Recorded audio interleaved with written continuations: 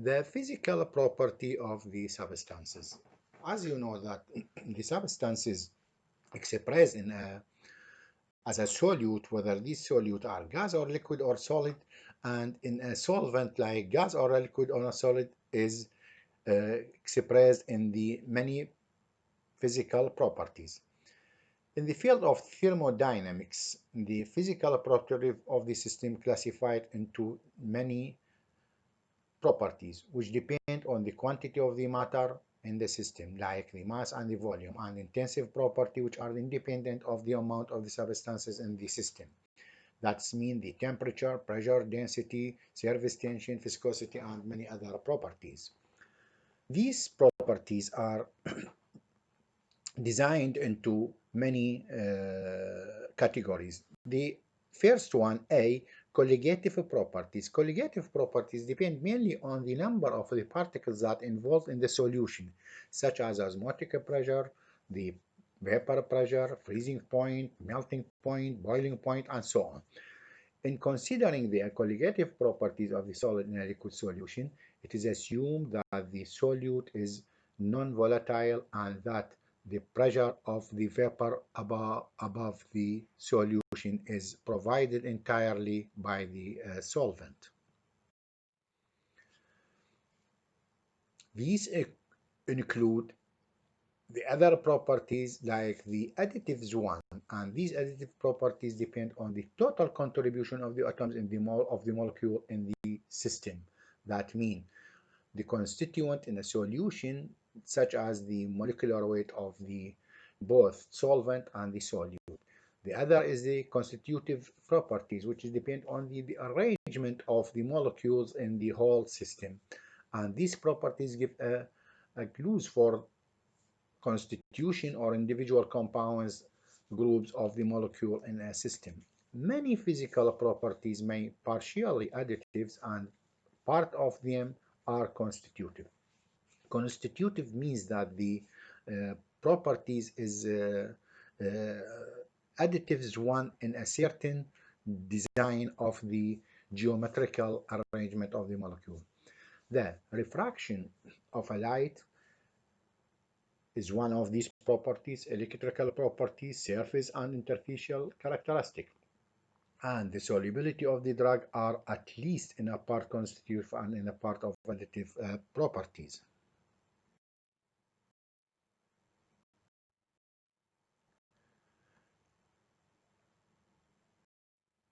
Now, we are going to the electrolytes. Electrolytes are substances that dissolve in water and form ions in a solution, like an ion and a cation, and conduct, one of these properties, conduct the electric current and show apparent anomalous colligative properties. That is, they produce considerably greater freezing point, depression, and boiling point elevation than do the non-electrolyte one.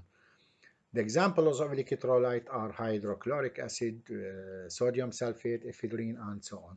المقصود بها هنا أنه هاي الإلكترولايت هو المادة اللي تتأين بشكل كامل وتحوي على different ions بشكل positive or negative و completely conducted the current state، يعني قابلة للتوصيل الكهربائي.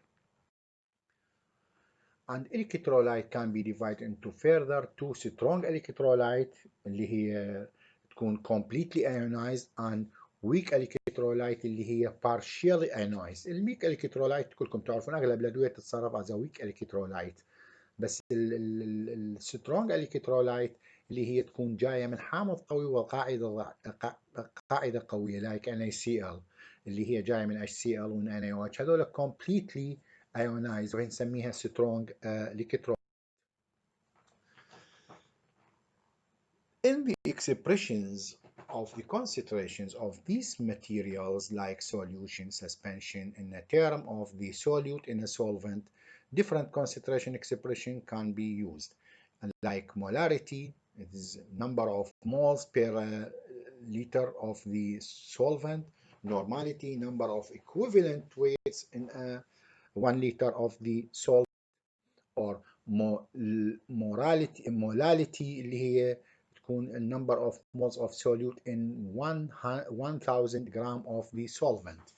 Also, mole fraction, mole percent, percent or by weight, percent by volume, percent weight in volume. All these are expression can be used in a calculation of the concentration of these solutions. This is molarity, mole fraction also. Example to calculate in the equivalent way. This is two example. Can be used as an indication for the concentration expression, and the other, this is for the first one for the potassium nitride and calcium phosphate, the other for the potassium phosphate, the other for the also for the potassium nitride, and the fourth one for the potassium sodium calcium phosphate, expressed in different categories of the expressions.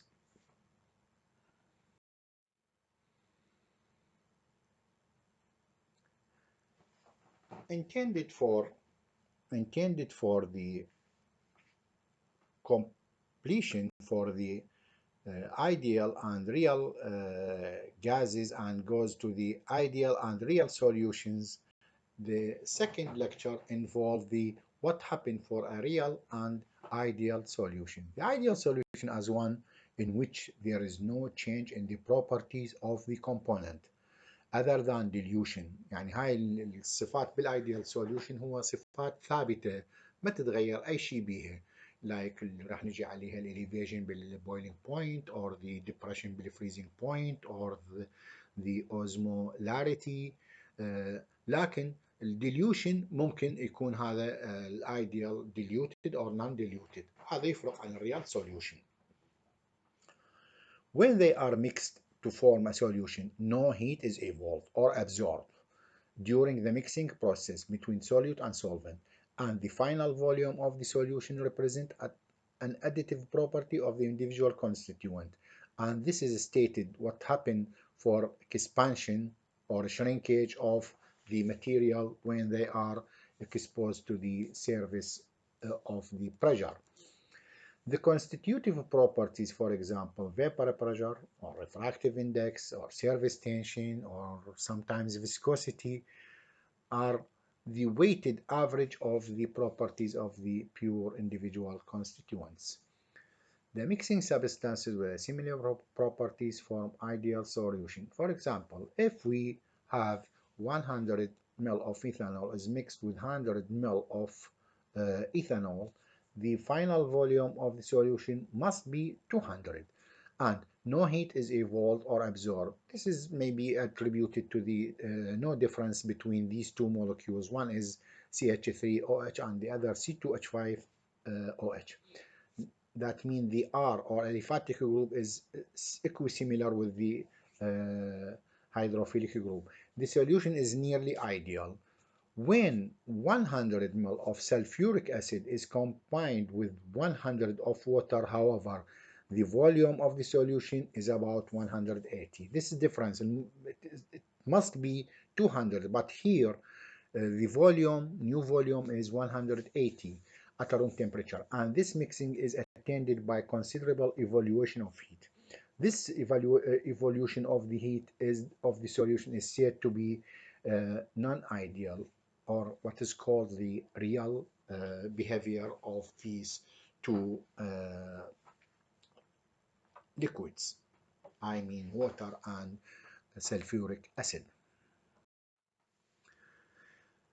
In the liquefaction of gases, when gases cool, it loses some of its kinetic energy in the form of heat, and the velocity of the molecule decreases. If pressure is applied to the gas, the molecules are brought within the sphere of the van der Waals forces attraction between the gas molecule and pass into the liquid state.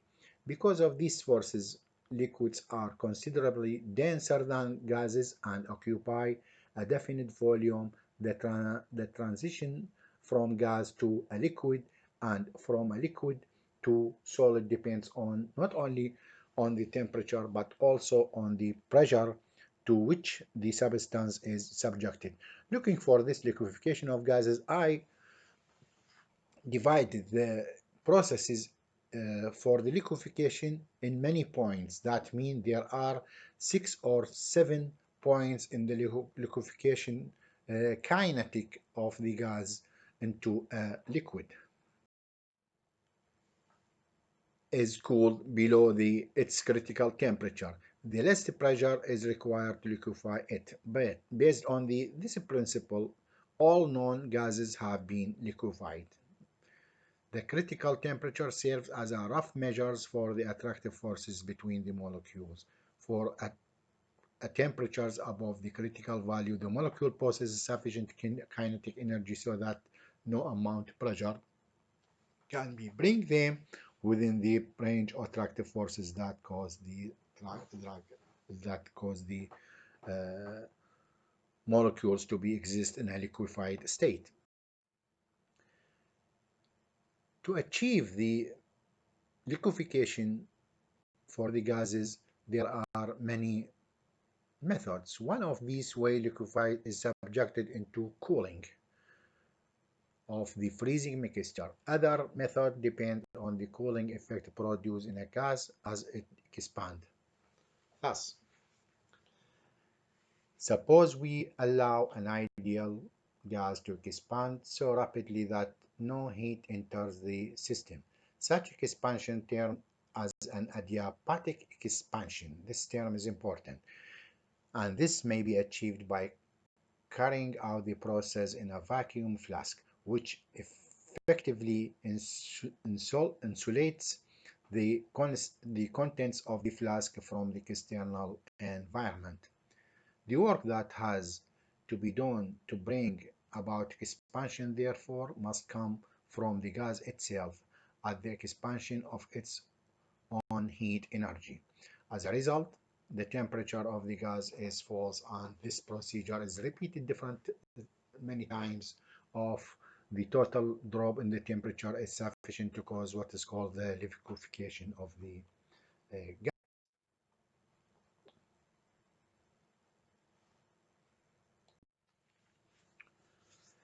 Some gases in pharmaceutical practice can be approached in many dosage forms applied in the markets or pharmaceutical markets. These dosage forms is said to be named as an aerosols يعني هاي نطلق عليها البخاخات الموجودة مال الصدر مال الأنف وما شابه ذلك.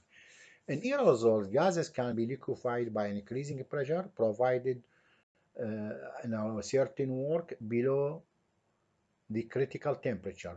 When the pressure is reduced, the molecule expands and the liquid reverts to the gas. And this reversible change of the state is a basic principle that involved in the preparation of pharmaceutical aerosols. In such products, the drug is dissolved or suspended in a propellant. Propellant هي مواد طاردة يعني السوائل اللي هي موجودة بشكل الغازات على شكل الهيدرو كربون غازز اللي تستخدم أيضا بوسائل التبريد نسميها propellants. Material that is liquid under the pressure condition exists inside the container and form gas under normal atmospheric conditions like chlorofluorocarbons or hydrofluorocarbons. These are the propellant which have traditionally been utilized as a propellant in these products because of their physicochemical properties. However, in the face of increasing environmental concerns like ozone depletion, their use is tightly regulated, which has led to the increased use of the other gases such as the nitrogen and carbon dioxide. يعني هاي المواد بدأوا بالوقت الحاضر بيئيا ما يستخدموها لأن تلوث البيئة خصوصا على طبقة الأوزون الموجودة بالجو. بده يستعيضون عنها بغازات ممكن تكون compressible وبنفس الوقت قابلة لأن تتحمل الليكوفيكيشن like carbon dioxide and